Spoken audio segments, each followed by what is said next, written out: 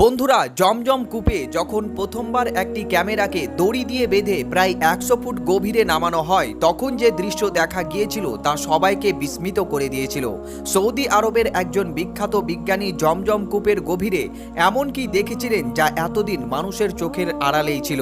আজকের এই ভিডিওতে আপনি সেই বিস্ময়কর দৃশ্য সম্পর্কে জানতে পারবেন, তাই ভিডিওটি 1 সেকেন্ডের জন্য মিস না করে শেষ পর্যন্ত দেখতে থাকুন। সালটি ছিল 1979। সে সময় সৌদি আরবের বাদশাহ খালিদ বিন আব্দুল আজিজ জমজম কূপ পরিষ্কার এবং ভেতরের গবেষণা চালানোর নির্দেশ দেন। এই দায়িত্ব দেওয়া হয় সৌদি আরবের খ্যাতনামা বিজ্ঞানী ও প্রকৌশলী ডক্টর ইয়াহিয়া কৌসাকের উপর।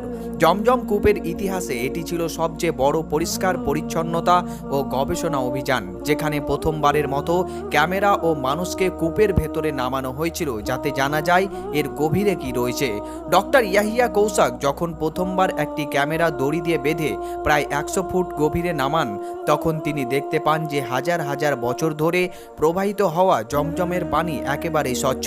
পানিতে কোনো ময়লা, শ্যাওলা এবং ফাঙ্গাসের চিহ্ন নেই, বরং পানিটি কাচের মতো ঝকঝক করছিল।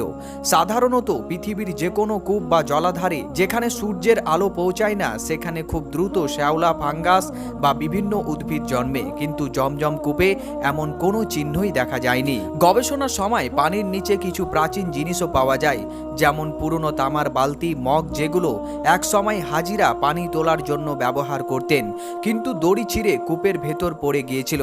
এছাড়া পুরনো আমলের কিছু মুদ্রা এবং মার্বেল পাথরের খোদাই করা কিছু লেখা দেখতে পাওয়া যায়।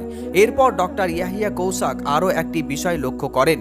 তিনি দেখেন জমজম কূপে পানি কোনো একটি উৎস থেকে নয়, বরং 3টি ভিন্ন দিক থেকে প্রবেশ করছে: হাতিম, সাফা এবং মারোয়ার দিক থেকে। এরপর গবেষকরা পরীক্ষা করতে চান কূপ থেকে যদি খুব দ্রুত পানি বের করা হয়, তাহলে উৎসগুলো কত দ্রুত আবার কূপটি পূর্ণ করতে পারে।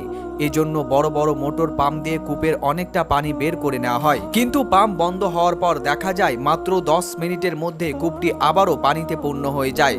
আল্লাহু আকবার! এই দৃশ্য উপস্থিত সবাইকে বিস্মিত করেছিল। এই কারণে হাজার হাজার বছর ধরে প্রতিদিন লাখ লাখ লিটার পানি উত্তোলন করা হলেও জমজম কূপ কখনো শুকিয়ে যায়নি। জমজম কূপের পানি মুসলমানদের জন্য অত্যন্ত পবিত্র। ইসলামী বর্ণনায় এসেছে, যে ব্যক্তি আল্লাহর উপর ভরসা করে যে নিয়তে জমজমের পানি পান করবে, আল্লাহ চাইলে সেই অনুযায়ী তার উপকার লাভ করবে।